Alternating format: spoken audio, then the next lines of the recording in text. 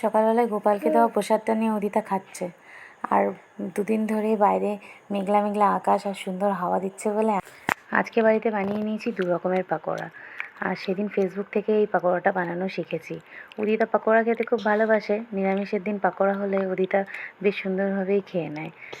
উদিতাকে স্কুলে দিয়ে এসেছি, এখন অনেকটা সময় ফাঁকা, সেই জন্য আমি এগুলো তৈরি করছি। আজকে সোমবার, আমরা সোমবারের দিন নিরামিষ খাই, সেই জন্যই কিন্তু বাড়িতে বানিয়ে নিয়েছি ডাল, ঝিঙে পোস্ত, শাক আর এই যে বকফুলের পাকোড়া আর আলু দিয়ে তৈরি ওই পাকোড়াটা।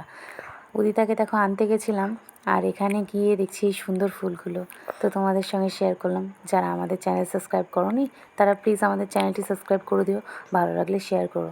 বিকেল হয়ে গেছে, উদিতাকে টিউশনে পাঠাবো, সেই জন্য উদিতা আর উদিতার বাবার জন্য এগুলো বানিয়ে দিয়েছি।